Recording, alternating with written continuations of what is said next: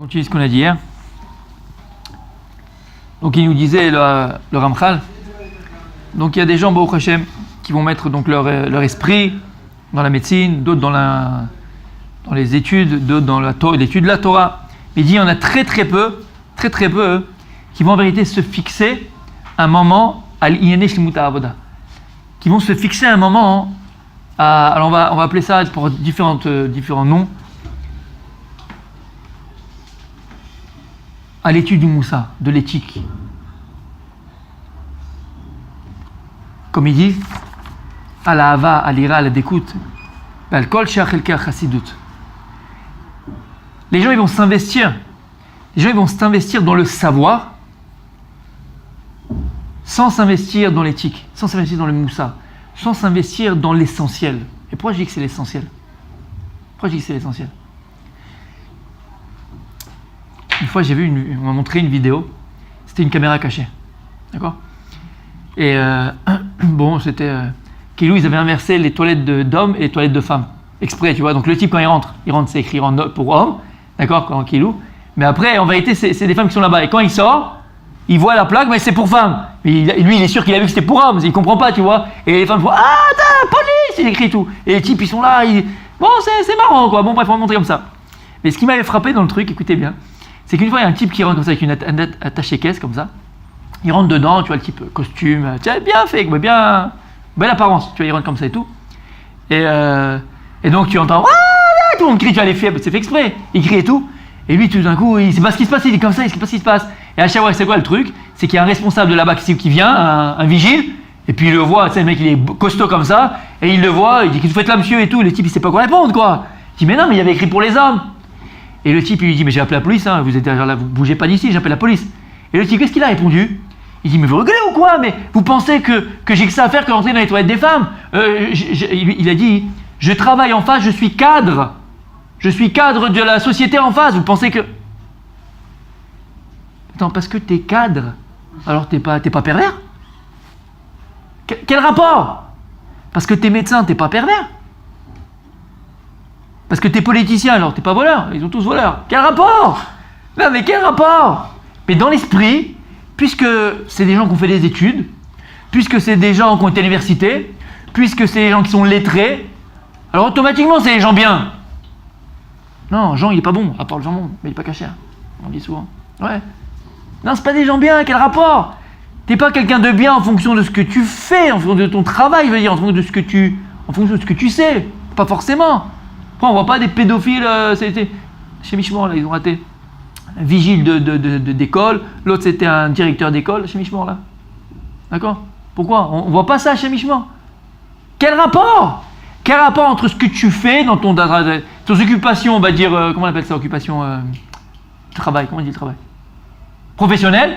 Quel rapport entre tes obligations professionnelles et le fait que tu es un type bien? Quel rapport? Là, le boulanger du coin, entre guillemets, c'est pas un métier qui est péjoratif, hein, mais je veux dire, disons qu'il n'a pas fait de métier, c'est pas un métier intellectuel, il n'a pas fait d'études intellectuelles, il n'est pas très lettré, ok, il est boulanger, il fait des super pains, des super gâteaux, ok? C'est un sadique! Pourquoi? Parce qu'il travaille sur lui-même, faire plaisir aux gens, il fait attention de ne pas s'énerver, mais c'est sur ça qu'on te juge, pas sur ton savoir intellectuel. Et c'est ce qu'il dit ici le Ramchal. Les gens, le type ça va être un pilote de chasse, l'autre pilote de ligne, machin. Le type il est à l'hôtel avec toutes les plus hôtesses de l'air. Et il est marié, il a des enfants. Tu vois bien quel rapport? Mais on se met quelqu'un aussi de bien, c'est parce qu'on est en train de dire Chadé Shalom.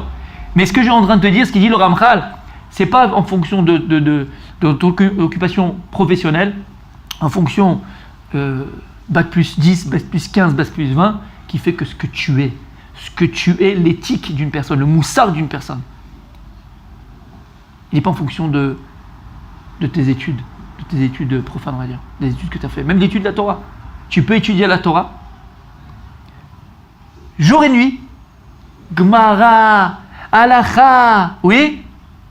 Pourquoi tu es au collège? Pourquoi on est assis au collège? Pourquoi tu viens étudier le matin? Pourquoi on est au collège? Pourquoi on s'assoit ici? Pour simplement avoir des connaissances. Pas d'ailleurs, il faut connaître la Torah. Si tu ne sais pas ce qu'il faut faire quand tu te lèves le matin, Modani Lefanecha, quand tu ne sais pas comment on fait Netilat Yadayim, tu ne sais pas comment tu mets tes chaussures le matin, regarde la halachot. Tu ne sais pas comment tu fais Shabbat, tu ne sais pas c'est quoi Borer, tu ne sais pas la halachot, alors voilà, tu fais des fautes, il faut apprendre. Il faut apprendre, comme on a dit, nul n'est censé ignorer la loi, Habibi. Il faut apprendre. Mais c'est pas ça l'essentiel. Et je pèse mes mots. C'est pas ça l'essentiel. Akadosh Baruch Hu, il n'attend pas de nous d'être des robots, d'être un ordinateur. Il y a des ordinateurs aujourd'hui avec des programmes, tu appuies dessus, tu as toutes les gmarottes, tu as tous les les commentateurs, toutes les explications, tu as tout ce que tu veux. Des fois tu appuies sur un type, puis après il sort du Beth Midrash. Comment il parle? Comment il a parlé là? Il y a un type qui lui est passé devant, il a commencé à insulter tous les noms, le machin. Il est en train de faire ses courses au Sherad, au supermarché. Il a commencé à discuter avec un type parce qu'il a pris l'huile qu'il a fait. Calme-toi, ok, on n'est pas non plus des comment on appelle ça, des paillassons, tu te laisses pas faire, ok, mais c'est d'air. Mais tu as une façon de parler, une façon d'être. Et ça, la connaissance de la Torah, jamais elle t'amènera à ça. La connaissance de la Torah, elle t'amènera jamais à être un type bien. Jamais à être un type bien. Si avec le limud à Torah, avec l'étude de la Torah, on n'associe pas, il dit le Rav Dessler, le moussar, l'étude du moussar, l'étude de l'éthique, travail des midot, travailler sur soi, apprendre à savoir qui on est, pour pouvoir travailler sur nous-mêmes. Alors on sera quoi? On ressemblerait à cet ordinateur, mais Dieu il n'a pas besoin d'ordinateur. Hachem il veut un ben Adam, Kadosh Baruch Hu, il veut des hommes avec un grand H, des hommes qui lui ressemblent. L'étude de la Torah elle-même c'est un moyen de se rapprocher à Kadosh Baruch Hu. La Torah c'est un moyen de se rapprocher à soi-même, de revenir en nous, apprendre à se connaître. Alors badaï qu'il faut avoir la connaissance de la Torah, comme je l'ai dit, il faut avoir la halakha, il faut avoir la connaissance de la Torah, badaï, c'est obligatoire. Mais c'est pas tout seul. Habeat alia comme on dit. L'une dépend de l'autre. C'est comme dans un vélo. Tu as toujours deux pédales. Le mec il veut pédaler avec un seul côté. Tu peux avancer toi si tu pédales avec un seul côté, Rabbi David? T'as l'oreille, qu'est-ce que tu fais? Tu tombes. C'est vrai qu'il y a deux pédales. Droite, gauche. La construction personnelle d'une personne, c'est avec deux pédales.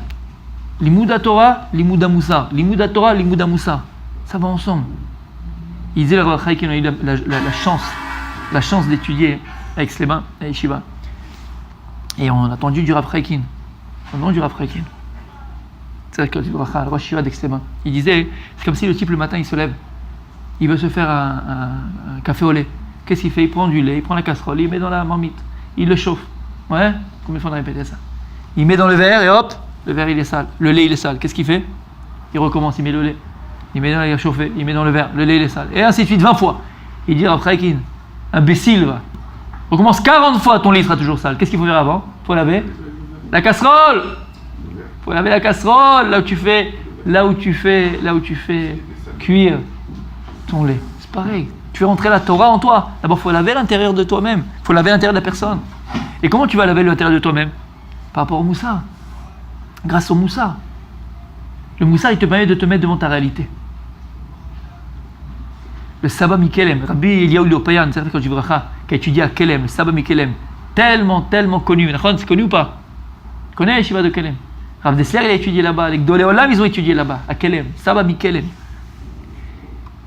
Les gens à son époque, ils se moquaient du moussard. Ils se moquaient. Ils disent, moi, là, pas besoin. C'est quoi ce truc-là? C'est quoi ce nouveau truc-là? Vous faites quoi? Saba Mikelem, il leur a répondu, c'est une Gemara. Il y a une Gemara dans Masechet Sanhedrin. Et la Gemara, elle dit, L'omet doeg ad shechet talmudo. Doeg n'est mort que jusqu'à qu'il a oublié toute sa Torah Kula. Doeg, c'était à l'époque de David Amelech. Doeg, c'était un Gaon. Doeg, c'est un personnage de la Torah, du Nach, mais qui était d'une intelligence, d'un savoir, où les textes nous le prouvent. Il a écrit que lorsqu'il est mort en oubliant sa Torah. Et bon, Doeg, il y a eu plein de problèmes avec lui, il a fait beaucoup de problèmes, entre guillemets, et il est mort en oubliant sa Torah. Et la Gemara, elle amène un pasouk pour prouver qu'il est mort en oubliant sa Torah. Elle dit chez Neymar, un pasouk, un verset dans Michelet, ou Yamout ben Moussar. Il est mort sans Moussar. Il dit, il n'y a pas écrit ça dans la Gemara, on te dit qu'il est mort sans Torah. Et qu'est-ce qu'on t'amène comme pasouk? Ou Yamout ben Moussar. Il mourra sans Moussar. Il dit de là, le Saba Mikelem, machma que la Torah c'est le Moussar. Et que Torah bli Moussar, c'est pas une Torah. La Torah sans le Moussar, c'est pas une Torah. Si tu te lèves du Beth Midrash, après avoir étudié, et tu rentres chez toi à la maison, et tu cries, et tu t'énerves, et t'insultes, tu vas au supermarché, tu vas dans un bus, tu te lèves pas pour laisser une petite vieille ou un petit vieux, ta Torah elle sert à rien. T'entends ce que je te dis? Lève-toi, va vendre des pastèques, ça sert à rien. Ça sert à rien. Ça sert à rien. Et c'est pour ça que c'est très important. Tous les matins, et on termine avec ça, avant d'étudier au collège, où qu'on soit, avant d'étudier, chacun, avant d'étudier, comme ça il dit Nefesh HaChaim, quelques minutes, réfléchis à ce que tu fais, réfléchis à pourquoi tu t'assois, réfléchis à la Torah que tu vas maintenant, Bezrat Hashem, étudier. Et que cette Torah que tu vas étudier, c'est pas simplement pour savoir Dieu qui est très important, mais c'est que cette Torah, Bezrat Hashem, elle te lave de l'intérieur, elle me change de l'intérieur, elle me transforme de l'intérieur, me transforme dans ma façon de penser, dans ma façon de parler et dans ma façon d'agir. Continue demain, Bezrat Hashem.